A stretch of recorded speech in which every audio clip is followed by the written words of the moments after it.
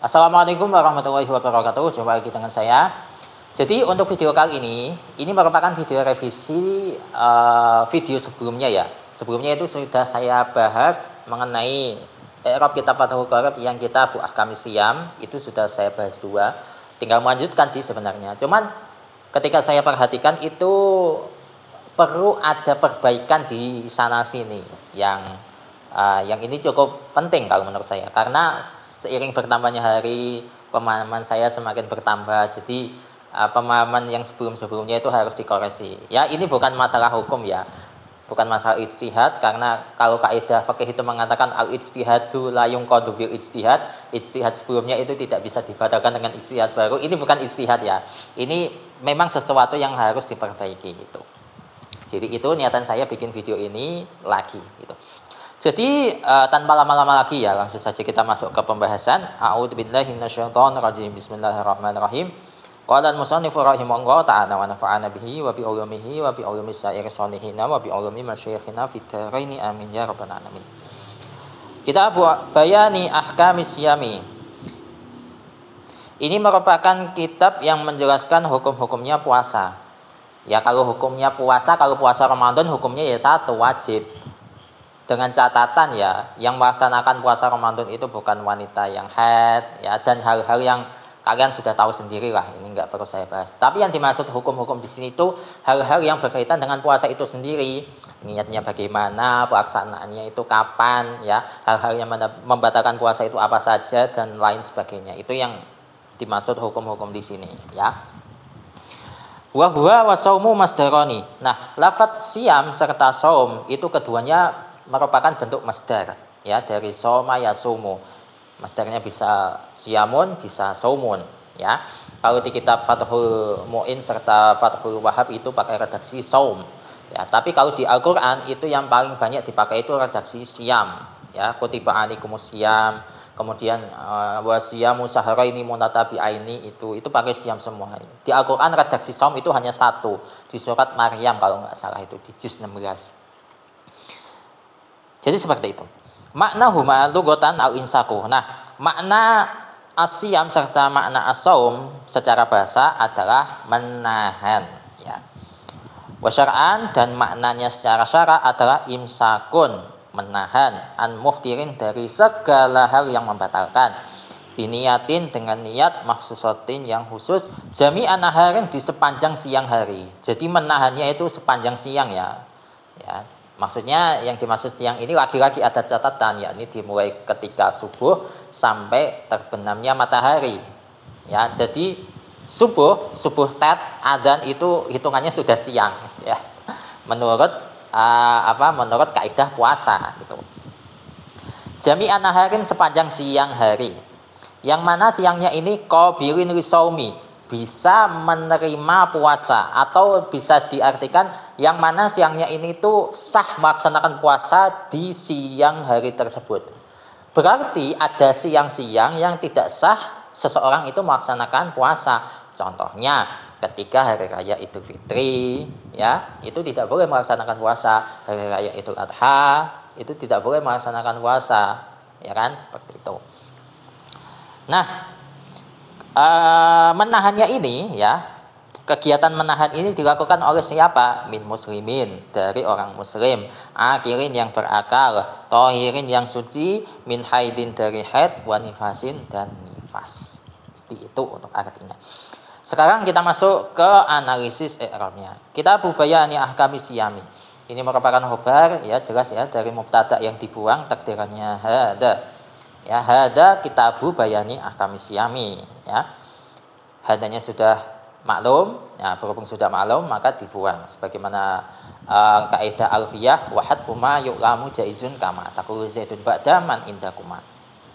Kemudian yang kita Bayani Ahkamis Siyami ini adalah khobar, di sini bentuknya itu berupa idhofah. Cuman kalau di kitab-kitab yang hasyiah ya, yang di situ ada pembahasan i'rabnya, itu yang menjadi khobar itu yang mudhofnya saja, yang mudhof ilahnya itu enggak, seperti itu. Tapi kalau saya di sini saya sertakan semua. Cuman lagi-lagi untuk tanda bahwa itu khobar kan rafa tandanya, itu tandanya tetap pada mudhofnya, seperti itu. Jadi tandanya pakai dhammah kitabu Ya, gitu.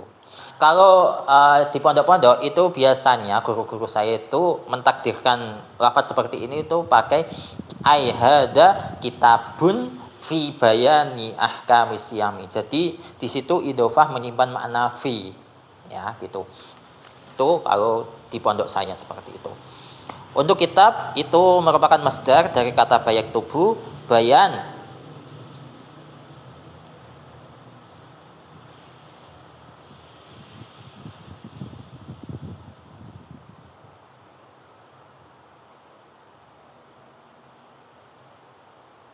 Bayan itu juga merupakan masdar dari bana yabinu. Bana yabinu artinya bisa membangun, bisa jelas. Bana sudah jelas, yabinu sudah bana sudah jelas, yabinu menjadi jelas. Bayanun penjelasan.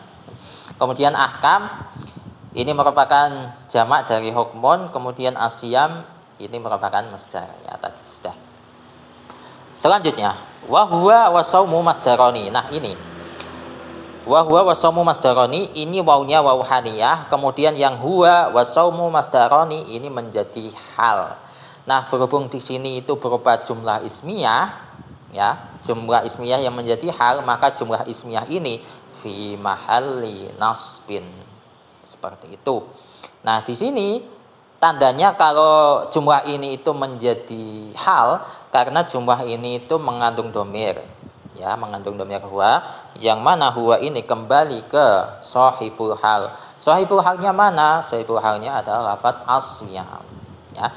Jadi di sini itu menjelaskan hal atau kondisi lafaz asyam. Jadi kalau diartikan kondisi lafaz asyam serta lafaz asom itu kondisinya masdar itu. Makanya di sini menjadi hal. Jadi gitu. Nah, kalau hal yang berupa jumlah ismiyah ini kita perjelas satu persatu. Wawunya tadi jelas wawu haniyah. Kemudian huwa ini adalah isim domir munfasil, mahal rafa karena menempati posisi sebagai mubtada. Mubtada kan hukumnya rafa. Berhubung di sini mubtadanya berupa isim domir itu hukumnya mabni, maka di sini bukan dibaca rafa tapi fi mahalli raf'in. Itu. Selanjutnya wasaumu, wawunya waw ataf, asaumu menjadi maktuf. Untuk maktuf alihnya adalah lafaz huwa, ya, sehingga lafaz asaumu di sini itu rafa. Nah, berhubung lafaz asaum ini adalah isim mu'rab, maka di sini dibaca rafa, ya, menerima i'rab rafa asaumu. Tanda rafanya menggunakan dhamma sebab asaumu isim mufrad. Selanjutnya masdaroni ini menjadi khobarnya huwa. Bukan huwa saja sih, tapi sebenarnya itu huwa dan wasaumu. Ya. Sebenarnya seperti itu. Tapi lagi-lagi untuk khobar itu ya berpasangan dengan mubtada. Di sini yang menjadi mubtada itu huwa. Jadi ya nggak apa-apa lah. Masdaroni khobar dibaca rafa, tanda rafanya menggunakan alif sebab masdaroni adalah isim tasniyah. Itu. Selanjutnya titik makna huma ini adalah mubtada dibaca rafa, tanda rafanya di sini untuk tanda rafa'nya itu dhammah yang muqaddarah pada lafaz makna, pada mudhofnya. Di sini berupa idhofah ya. Makna sebagai mudhof, huma sebagai mudhof ilaih. Makna itu kan penulisannya mim ain nun kemudian alif bengkong. Kalau misalkan tidak diidhofahkan dengan huma. Ya, dan makna itu merupakan isim maksur. Dan isim maksur itu tanda rafa, nasab serta jernya itu dikira-kirakan semua.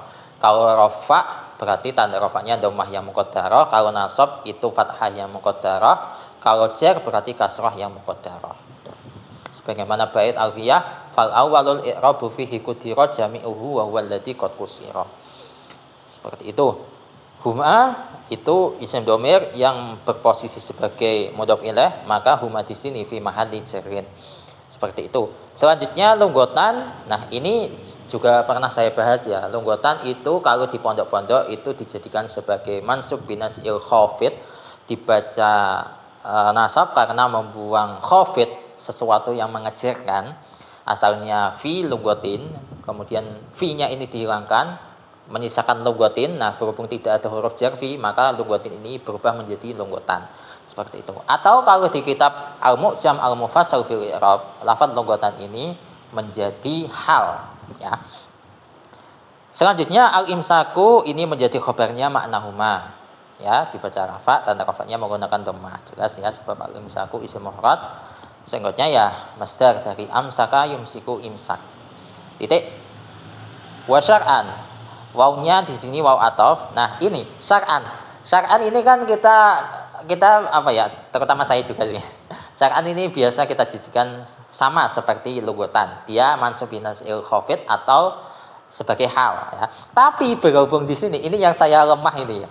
Tapi berhubung di sini syar'an itu terletak setelah wawu athof, maka ya sudah nggak usah tanpa lama-lama lagi, langsung saja kita jadikan syar'an ini sebagai maktuf gitu. Untuk maktuf alaihnya lafadz lughatan. Itu yang paling mudah. Ya kan? Gitu. Tapi kalau misalkan nggak terletak setelah wawu athof, yaitu tadi syar'an bisa menjadi mansub binasil khafid sama seperti lughatan atau juga bisa menjadi hal. Seperti itu. Kemudian imsakun ini menjadi khobar. Dari mana? Dari mubtada yang dibuang. Takdirannya apa? Takdirannya wa ma'nahuma syar'an imsakun an muftirin biniyatin maksusatin. Jadi seperti itu. Jadi itu lafadz yang dibuang yaitu ma'nahuma itu dibuang, itu yang menjadi mubtada. Menyisakan wa syar'an imsakun. Tadi ya takdirannya ai wa ma'nahuma syar'an imsakun gitu ya. Jadi imsakun khobar dibaca rafa, tanda rafanya jelas menggunakan dhammah. Selanjutnya an muftirin ini jar majrur, huruf jarnya an, majrurnya adalah lafadz muftirin yang berupa isim mufrad. Untuk senggot dari muftirin itu isim fa'il dari aftara yuftiru iftaran fahuwa muftirun. Ya, di sini annya itu punya faedah kalau menurut saya sih itu lil mujawazah. Menahan dari segala hal yang membatalkan ya. An muftirin anduh saking perkara-perkara sing batalake, jadi dijauhkan tuh. Selanjutnya biniyatin ini juga jar majrur lagi, huruf jarnya ba, majrurnya adalah lafadz niyatin yang berupa isim mufrad ya. Untuk baknya di sini kalau menurut saya itu bukan lil isti'anah, bukan ya, tapi ilsaq kalau menurut saya. Setelah saya memperhatikan di kitab Jami'ud Durus Al-Arabiyah ya, saya perhatikan itu saya lebih condong menjadi ilsaq. Tapi kalau kalian nggak setuju ini berfaedah ilsaq, coba tulis bak di sini itu faedahnya apa kalau menurut kalian. Selanjutnya maksusatin menjadi sifatnya niyatin ya. Di sini sama-sama dibaca jar, sama-sama isim mufrad, sama-sama menunjukkan muannas dan sama-sama nakirah ya. Dan maksusatin di sini adalah isim maf'ul dari khassa yahussu. Fahuwa khassun wa dzaka mahsusun. Kemudian ditambahi ta. Selanjutnya jami'a naharin ini menjadi dzaraf zaman. Dzaraf zaman. Nah, berhubung dzaraf maka di sini dibaca nasab, tanda nasabnya menggunakan fathah pada lafadz jami'a, pada mudhofnya. Karena di sini berupa idhofah ya. Dzarafnya berupa idhofah, jami'a sebagai mudhof, naharin sebagai mudhof ilaih. Nah, untuk lafadz jami'ah itu singkatnya apa? Kalau saya perhatikan di situs Al-Ma'ani ya, di situ kan juga ada mendeteksi ini lafadz ini sebagai apa. Jadi jami'ah atau jami'un ya, itu merupakan isim maf'ul dari jama'ah. Jama'ah yajma'u, jama'ah. Itu isim maf'ulnya itu jami'un. Sebenarnya nggak hanya itu saja, tapi bisa yang lain. Cuman di situ ada beberapa pilihan, bisa ini, bisa jami'un. Gitu. Kemudian untuk naharin ini jelas isim jamid, ya, siang hari. Apa siang hari tasrifannya kan nggak ada. Itu. Selanjutnya qabilin, ini qabilin ya. Ini menjadi sifat atau naat dari naharin. Ya, di sini dibaca jar, karena naharin dibaca jar, ya. Di sini juga berupa isim nakirah ya, sama-sama nakirah, sama-sama mufrad dan sama-sama mudzakkar. Selanjutnya lisaumi ini jar majrur, huruf jarnya lam, majrurnya adalah lafadz as-saumi yang berupa isim mufrad ya. Untuk lamnya di sini kalau menurut saya itu punya faedah lit ta'diyah. Jadi ini lisaumi ini juga bisa dijadikan sebagai maf'ul bih, tapi maf'ul bih yang ghairu sharih. Jadi jami'an naharin ya, menahannya itu di sepanjang siang hari. Qabilin yang siangnya itu bisa menerima lisaumi puasa. Bisa menerima puasa ya, bisa menerima puasa gitu. Jadi maf'ul bih yang ghairu sharih ya. Ini juga Penjelasannya ada di kitab Jami'ud Durus Al-Arabiyah. Selanjutnya min muslimin. Min muslimin jar majrur lagi. Banyak ya jar majrurnya di sini. Huruf jarnya min, majrurnya adalah lafaz muslimin. Ya. Nah, untuk min di sini itu faedahnya apa? Ya, kita bahas huruf jar itu yang paling ingin diketahui itu faedahnya apa? Min muslimin. Di sini minnya itu punya faedah kalau menurut saya pribadi ya. Ini minnya itu punya faedah bayanul jinsi. Jadi puasanya itu dari atau dilaksanakan oleh jenis orang yang beragama Islam. Ya, berarti puasa yang dilaksanakan oleh orang yang berjenis bukan Islam, puasanya tidak sah, gitu. Ya, jadi minnya itu punya faedah bayanul jinsi. Muslimin jelas singkatnya isim fa'il dari aslama yuslimu. Selanjutnya akilin. Akilin di sini menjadi sifat dari muslimin. Ya. Sifat dari muslimin di situ sama-sama dibaca jar, sama-sama nakirah, sama-sama menunjukkan mufrad dan sama-sama menunjukkan mudzakkar. Nah, selanjutnya untuk akilin singkatnya ya isim fa'il ya. Selanjutnya tohirin, ini sifat yang kedua dari muslimin. Ya. Kemudian min haidin di sini jar majrur, huruf jarnya min, majrurnya adalah lafaz haidin yang berupa isim mufrad. Nah, minnya di sini faedah apa? Minnya di sini kalau saya ya, itu punya faedah an. Berarti minnya di sini itu lil mujawazah. Berarti orang muslim tadi itu harus suci atau jauh dari had gitu. Jadi punya faedah lil mujawazah ya. Kemudian wa nifasin, wawnya waw ataf, nifasin menjadi maktuf, untuk maktuf alihnya adalah lafaz haidin ya. Berhubung maktufnya haidin dibaca jar, maka maktufnya yang lafaz nifasin di sini juga dibaca jar. Jadi itu dulu untuk pembahasan kali ini. Wallahu a'lam bishawab. Semoga ini bermanfaat untuk kalian, dan insya Allah untuk bagian yang kedua insya Allah akan kita lanjutkan di kesempatan selanjutnya. Wassalamualaikum warahmatullahi wabarakatuh.